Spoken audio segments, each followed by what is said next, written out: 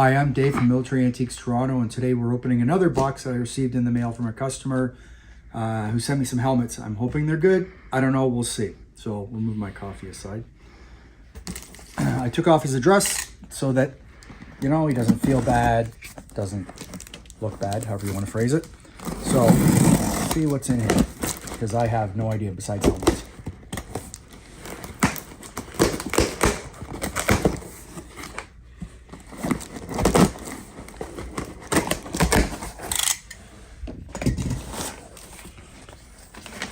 All right, helmets with a letter. Okay. All right, well, let's hope there's something good in here.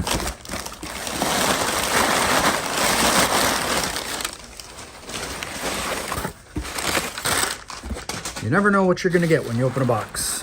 Let's find out. Push this to the side.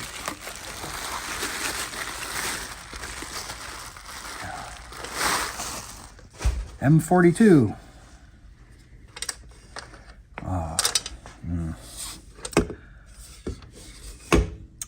Wow, okay. Well, we'd all like that to be real. I don't like the liner, and I certainly don't like that artificially aged chin strap. Someone's put a name in it. Used to find helmets with no names ever, and now all of a sudden you find helmets with names.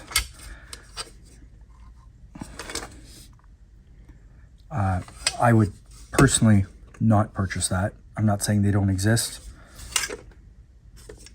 But I don't like it. But that's just me. Well, let's see what else we have.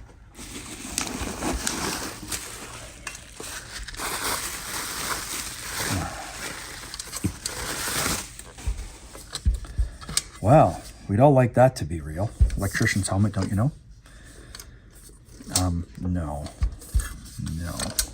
It's a Quist 64, lot number DN162, I believe that says. No. The liner's not right. It's been aged artificially. That's not right, unfortunately. I wish it was. Because if it's real, it's worth a lot of money. But no, those decals are not right at all. Let's see what the third helmet is. Oh, it's a rough, like a sawdust finish. I haven't looked inside yet. That's usually the biggest tell. Let's see. Yeah, no. Oh my God, no. Wow. They went to town so far as to sawdust the inside. Yeah, no. You can't even make out any maker at all. This is not. Wow, they really went out of their way to make that look good. No. Sorry, no. Okay, so comparing and contrasting, just so you see, there's nothing else left in there. There's only 3. But doing that so it doesn't scratch the glass. Here's one that is right. If you look at the liners on the 3 of these, even 4 of these, sorry, this one's mine, you can see the difference in the liners. And they look the same to the untrained eye, but if you handle them, you'll notice the difference. That's totally the wrong color. That's Norwegian. That's whatever you want to call it, but it's not correct. So that's the honest answer in all of them. You know, that's the problem with this stuff. So if you take these 2, and I know one's an M42, this is an M42, and this is an M35. The chin strap material is so different compared to this M42, which is, well, besides the fact it's cracking because it was soaked so long in water and artificially aged. The liner is totally different. They're not right. I hate to say it, but they're not. This M35 is good at least, but that's not because it's mine, it just is. But the decals, they're totally different than the ones on these other helmets. You go to the other side, it looks gold. It's not. It's Army. It's just toned with age. I wish it was Kriegsmarine. It's worth a lot more money then, but it's not. And then if you compare it to the Eagle on this,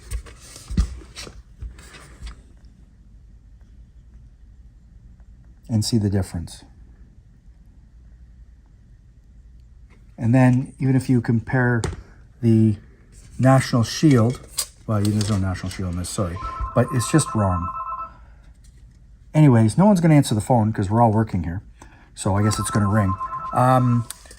Anyways, that's my video for the day.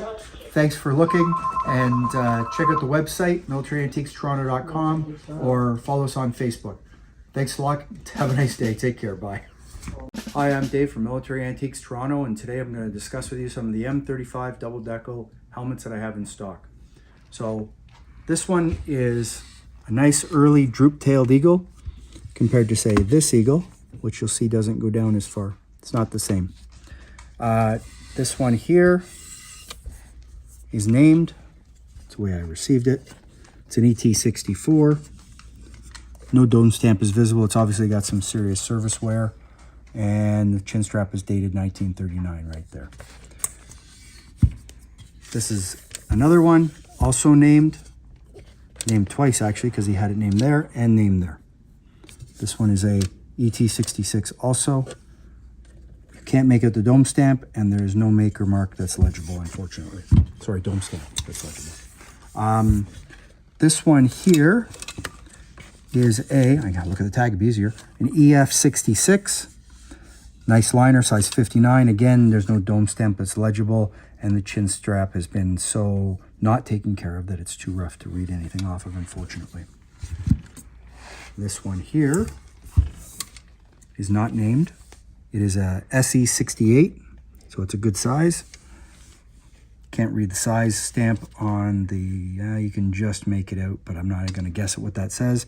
No dome stamps visible. Again, you have the eagle and the National Shield. We go off to the next one. This one is a SE68, big size 62 liner, no dome stamps visible. But I'll just give you some idea on what to look for on these. On this one, however, this is a large shield as compared to, say, this one. You see it's longer. That's the regular size shield. This one's a longer one. It's a variant that you don't normally find. This helmet is an NS, if I remember correctly. I always put tags on so I can figure out what the hell it is. It's an NS64 right there. And the liner has not been taken care of, and has a chin strap, of course, so unfortunately you get what you get with these sometimes because they were used in service. Now for two very special condition helmets. I'll move these to the side slightly so that I have some counter space. I have these two. So you notice the difference in the finish. Typical Luftwaffe gray, very special condition. You don't normally find really nice condition. This one here has some chips on the eagle, on the decal, and also there. Nothing major, but it is a spectacular condition helmet. It's virtually unissued. The dome stamp is there for 1939. It's a Quist in size 64. There's the size for the helmet liner, but unfortunately you can't make it out because it's been marred when they stamped it. The chin strap's dated 1940, as you can see right there. This one here is in even better condition, spectacular shape. Excellent decal, or decal as Americans like to call it. Really nice paint, really nice National Shield, untouched. The size is a 868. The chin strap is maker marked and dated 37. It has a name in it. Looks like Mueller, and you can see the dome stamp clearly right there. Drawstring was never attached, it looks like, or came with it this way. So that's a spectacular condition one, which you don't normally find them in this condition. Normally they've been used and abused a bit, just like these have, which is fine. Sometimes they're more abused than others. So those are some of my helmets that I have in stock and on the website. For more items like this, follow me on YouTube or check out the website, militaryantiquestoronto.com. Thanks for looking. Hi, I'm Dave from Military Antiques Toronto, and today we're going to discuss my M18 Reichsbahn helmet. So this is a M18 pattern World War I helmet used during the Third Reich period for the railway. As you can see by the decal there, and It has this very distinct greenish blue paint, which is not used by anybody else. It's only Reichsbahn. They do have people making reproductions of these and trying to pass them off as real. They're not. The biggest thing you look for is the decal and also the paint. On the other side, you have the national shield. And on the inside, we have the standard World War I pillows that you see that they just tie in there for padding. That's exactly what they used. And then you have the standard World War I chin strap mount for the M18 pattern only. It has some field repairs. Personally, I can accept that. It's for something that's so rare you just don't find on the loose. You notice the paint on the inside matches the paint on the outside. And you'll notice that the paint on the metal band here is different than the paint here, which is fine because really they didn't have to replace that. All they had to do is paint all this. You can even see the tiny bit of paint they got on there, which acceptable to me because, hey, this wasn't done in a factory. This was done in the field in quantity. It wasn't like that. So this is a repurposed World War I helmet used by the Reichsbahn. Very rare to find on the loose. It's not heavily collected, but you know, if you're a helmet collector, this is something you want.